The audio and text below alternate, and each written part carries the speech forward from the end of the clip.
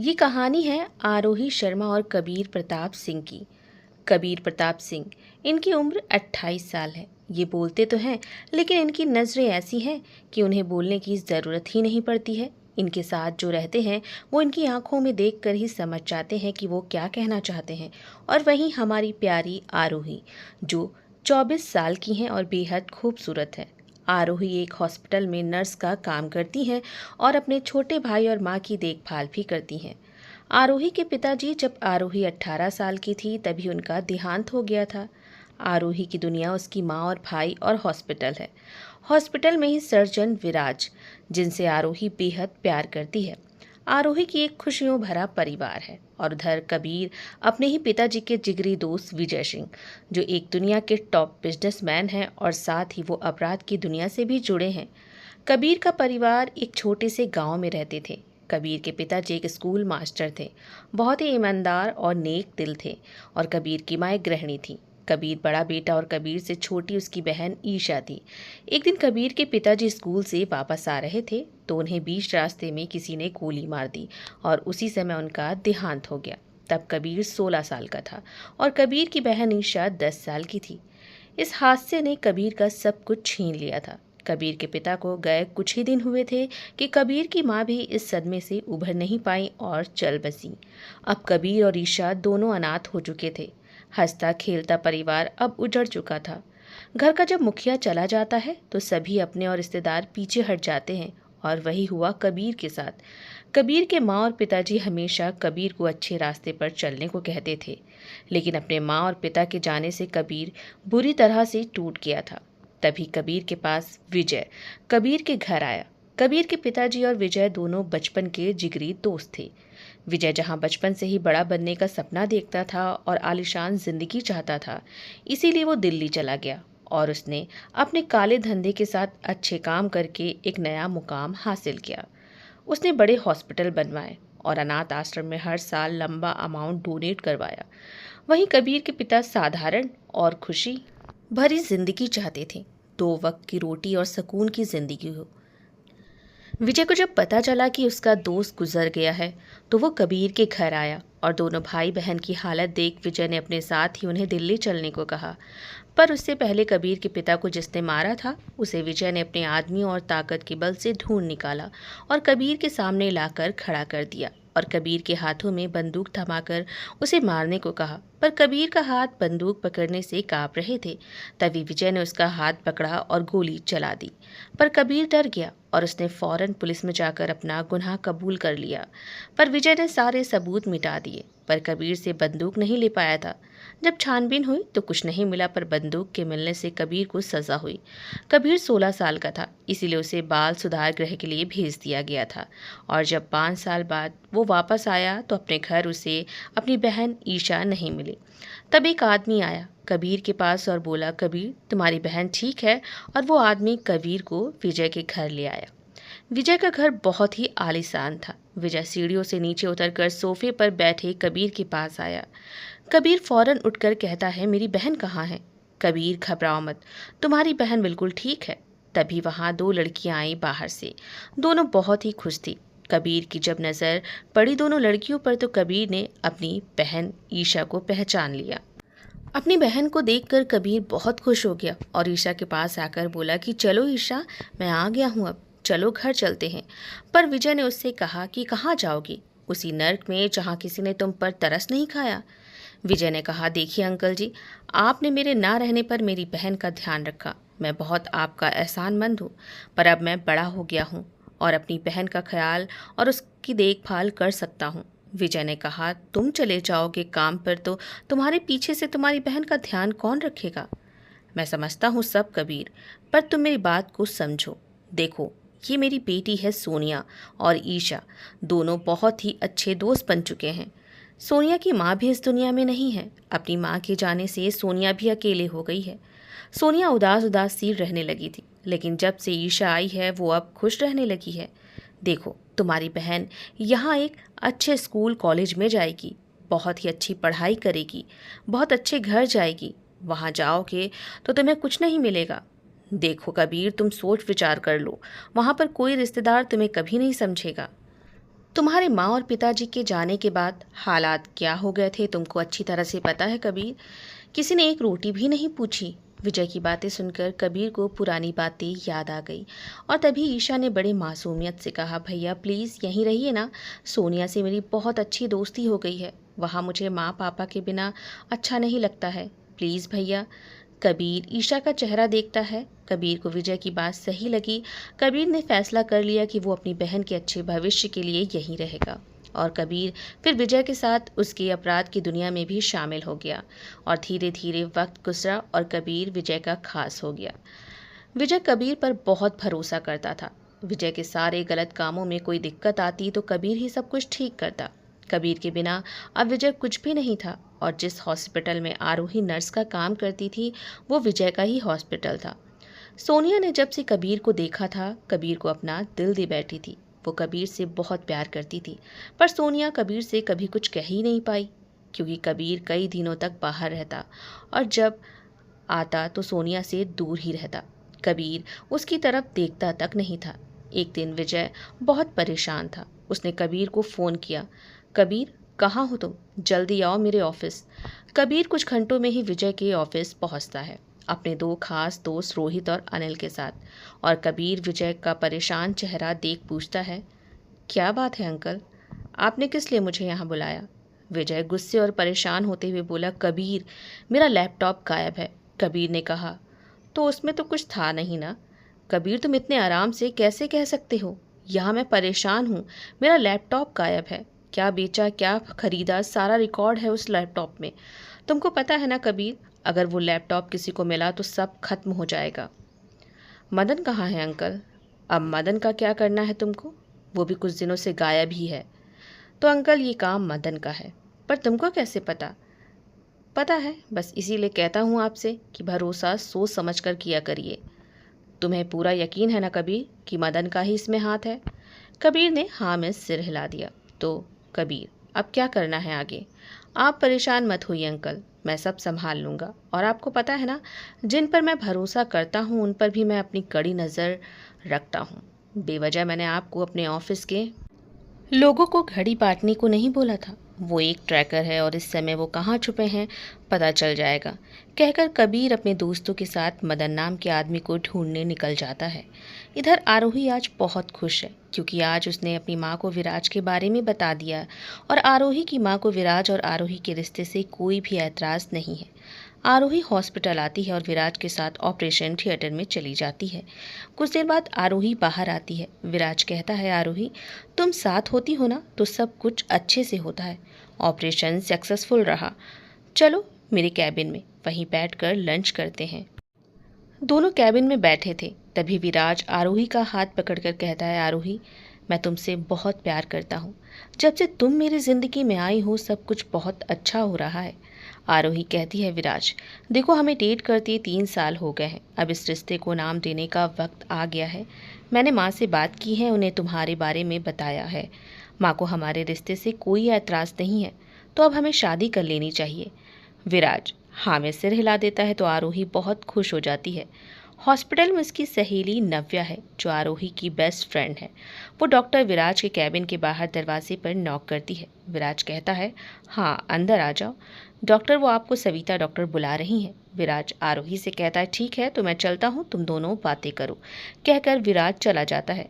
विराज के जाते ही नव्या कहती है, मैडम आपको तो फुर्सत ही नहीं है डॉक्टर साहब से, मैं भी तुम्हारी बेस्ट फ्रेंड हूँ, मुझे भी तो टाइम दिया करो। सॉरी नव्या, चल अब कैंटीन में चलते हैं, कॉफ़ी पीते हैं, वहीं बैठकर बातें करते हैं। आरोही नव्या के साथ कैंटीन चली जाती है और इधर कबीर उस आदमी को ढूंढ लेता है, लेकिन कबीर को उसके पास लैपटॉप नहीं मिलता है तो विजय की बहन का बेटा सुनील उसे गोली मार देता है। कबीर गुस्से में कहता है, सुनील ये क्या किया, अभी लैपटॉप मिला नहीं है जो तुमने उसे गोली मार दी। रोहित इसे जल्दी से फार्म हाउस लेकर चलो। पर भाई अब इसे बचाएंगे कैसे। अनिल तुम हॉस्पिटल जाओ और डॉक्टर सविता को अपने साथ लेकर आओ और किसी भी बहाने से, और हाँ ध्यान रहे सिर्फ सविता को लेकर आना और किसी डॉक्टर को नहीं। हाँ भाई समझ गया मैं। अनिल हॉस्पिटल जाता है और कबीर रोहित मदन को लेकर फार्म हाउस आ जाते हैं। इधर एक आदमी हॉस्पिटल के अंदर जाता है और सविता के कैबिन में जाकर कहता है, डॉक्टर साहब एक इमरजेंसी है, एक्सीडेंट हो गया है, चलिए जल्दी। जिसका एक्सीडेंट हुआ है वो विजय अंकल का दोस्त है, गाड़ी बाहर खड़ी है, जल्दी चलिए। सविता सारा ज़रूरत का सामान लेकर उस आदमी के साथ जाने लगती है। तभी आरोही सामने से आते हुए पूछती है, क्या हुआ मैम, इतनी जल्दी में कहाँ आप जा रही हैं? आरोही, एक्सीडेंट हुआ है, बस वहीं जा रही हूँ, तुम भी चलो साथ। तुम साथ रहोगी, हेल्प हो जाएगी मेरी। आरोही भी सविता के साथ बाहर खड़ी गाड़ी के पास आती है। अनिल आरोही को देख उस आदमी से कहता है, सिर्फ डॉक्टर सविता को लाने को कहा था, अब ये लड़की कौन है? सविता कहती है, क्या खुसुर फुसुर कर रहे हो, चलो जल्दी, देर हो जाएगी, पता नहीं कैसा एक्सीडेंट हुआ है। फिर जल्दी से आरोही और सविता गाड़ी में बैठ जाते हैं और फिर कुछ देर में गाड़ी फार्म हाउस पहुंचती है। सविता आरोही के साथ गाड़ी से उतरती है और चारों तरफ देखती है और कहती है, ये कहाँ ले आए हो, ये तो फार्म हाउस है किसी का। डॉक्टर साहब, पेशेंट अंदर ही है, चलिए तो आप।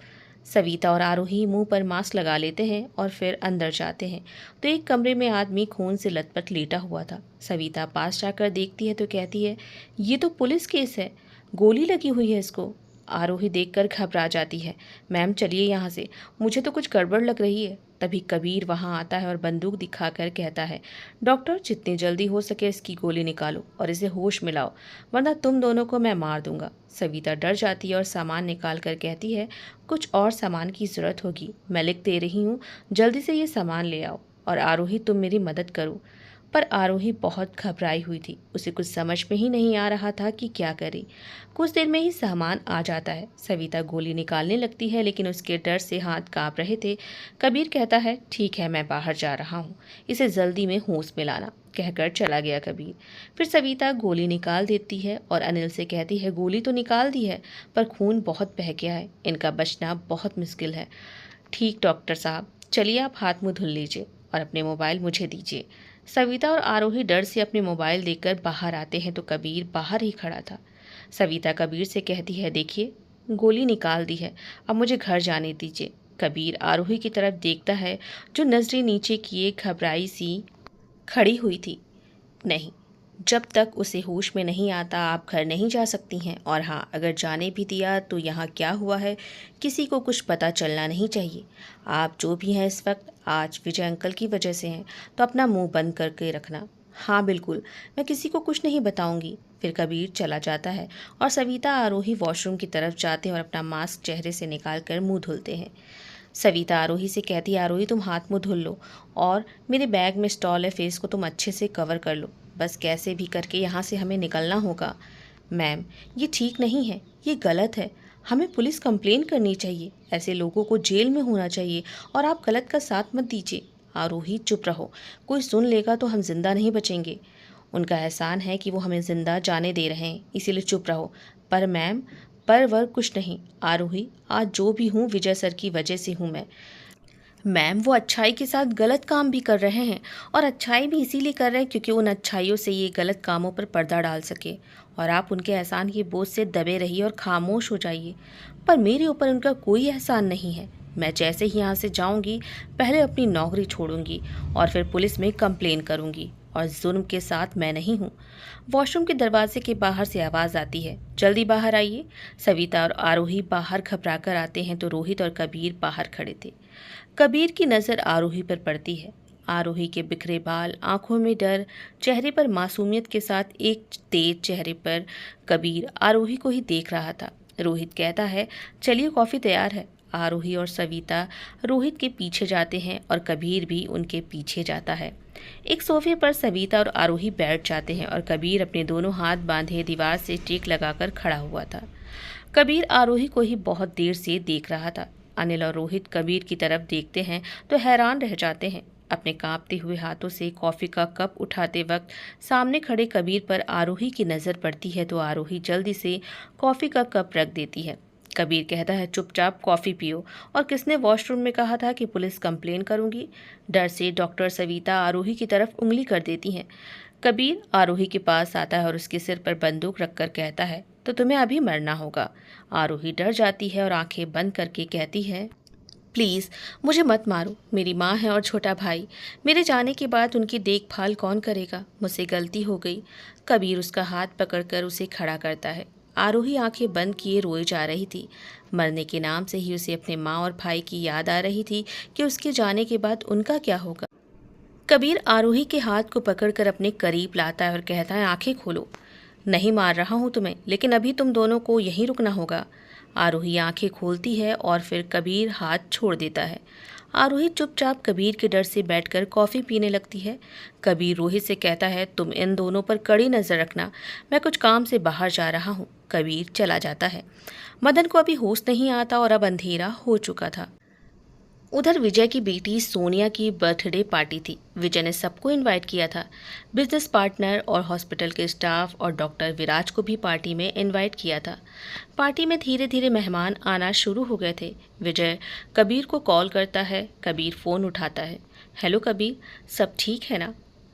अंकल, उस आदमी को तो ढूंढ लिया है, पर सुनील ने उस पर गोली चला दी है। यहाँ फार्म हाउस पर उसका इलाज चल रहा है। जैसे ही होश में आता है मैं लैपटॉप की उससे पूछूंगा, पर एक दिक्कत है। ये सुनील हमेशा मेरा काम बिगाड़ता है। और क्या दिक्कत है कबीर? आज सोनिया की बर्थडे पार्टी है और आज मैं कोई टेंशन नहीं लेना चाहता हूँ। अंकल, वो डॉक्टर सविता के साथ एक नर्स भी आई है, वो कुछ ज़्यादा ही बोल रही है। देखो कबीर, अभी मैंने हॉस्पिटल में एक नया फ्लोर बनवाया है जहाँ बच्चों का इलाज फ्री होगा, और अगर उस नर्स ने सबको बता दिया तो सब खत्म। तुम उसे मार दो। सविता मुंह नहीं खोलेगी क्योंकि उसके आगे पीछे कोई नहीं है। ठीक है अंकल, मैं उस नर्स के घर गया था। उसके घर में उसका छोटा भाई और माँ बस है। तब तो और दिक्कत है कबीर, अब संभालो तुम। कबीर फ़ोन रखकर वापस फार्म हाउस आता है और रोहित से कहता है कि डॉक्टर को घर छोड़ दो। आरोही और सविता खुश हो जाती हैं और जैसे ही 2 कदम आगे बढ़ाती हैं कबीर कहता है, नहीं, तुम कहीं नहीं जाओगी, सिर्फ डॉक्टर सविता घर जाएंगी। और डॉक्टर, कान खोलकर एक बात अच्छे से समझ लो, अगर किसी को भी बताया तो बहुत बुरा होगा, और जब तक उसे होश नहीं आता ये नर्स यहीं रहेगी।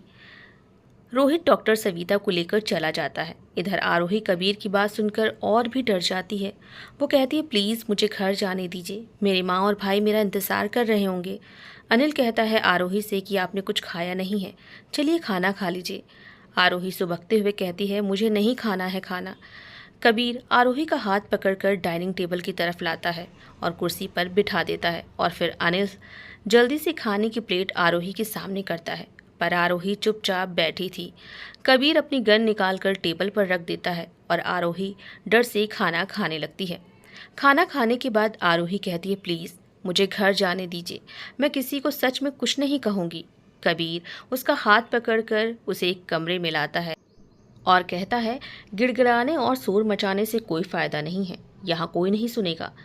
मैंने तुम्हारा क्या बिगाड़ा है? मुझसे तुम्हारी क्या दुश्मनी है? कबीर गुस्से से लाल आंखें करके आरोही से कहता है, ज़्यादा दिमाग चलाने से ही तुम्हारी ज़िंदगी में मुसीबत है। थोड़ा आराम दो अपने दिमाग को। कुछ वक्त के लिए तुम यहीं रुकोगी, इससे ज़्यादा मैं तुमको कुछ नहीं बता सकता हूँ। सच में तुम बहुत घटिया इंसान हो। कैसे माँ बाप होंगे जिन्होंने तुम्हें पाला होगा? कबीर कमरे से बाहर आता है और फिर कमरे के दरवाजे पर ताला लगाकर वहाँ से चला जाता है, और आरोही को कुछ भी समझ में नहीं आ रहा था कि आखिर वो क्या करे। वो बस रोए जा रही थी। कुछ घंटों बाद आधी रात कबीर कमरे में आता है। आरोही डर से लेटकर अपनी आंखें बंद कर लेती है। कबीर आरोही के पास आकर बैठ जाता है और उसके चेहरे पर पड़े बालों को उसके कान के पीछे करते हुए कहता है, मुझे पता है कि तुम सो नहीं रही हो। पर आरोही आंखें नहीं खोलती डर से। फिर कबीर चला जाता है। आरोही रोते रोते सो जाती है। अगली सुबह आरोही के दरवाजे पर आहट से नींद खुलती है तो कबीर दरवाज़ा खोलकर अंदर आता है। आरोही जल्दी से उठकर बैठ जाती है। कबीर आरोही को एक थैला देते हुए कहता है, जाओ फ्रेश होकर जल्दी आओ। आरोही कहती है, मुझे नहीं होना फ्रेश, मुझे घर जाना है। देखो तुम्हारे घर से ही ये तुम्हारे कपड़े मैं लाया हूँ। तुम्हारी हिम्मत कैसे हुई मेरे घर के अंदर घुसने की? कबीर मुस्कुराते हुए कहता है, बहुत आसान था तुम्हारे घर में घुसना, क्योंकि तुम्हारी माँ और छोटा भाई घर पर है। और सुनो, टाइम वेस्ट मत करो, जैसा कहता हूँ जल्दी करो, मेरे पास और भी बहुत से काम हैं। और अगर तुमने कपड़े चेंज नहीं किए और मेरे कहे मुताबिक नहीं चली तो मैं तुम्हारे भाई और माँ को मार डालूंगा। आरोही घबराकर कहती है, नहीं, मेरी माँ और भाई को कुछ मत करिएगा, तुम जो कहोगे मैं करूँगी। Good girl. और तुम्हारी माँ को बता दिया है कि तुम एक कैंप के सिलसिले से बाहर हो कुछ दिनों के लिए। चलो अब जल्दी से कपड़े चेंज करो और रोना बंद करो। कबीर आरोही की तरफ पीट करके खड़ा हो जाता है।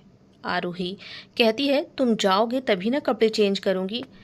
कबीर गुस्से में कहता है कि फालतू बकवास करना बंद करो, मैं तुमको देख नहीं रहा हूँ। आरोही फिर फ्रेश होने चली जाती है।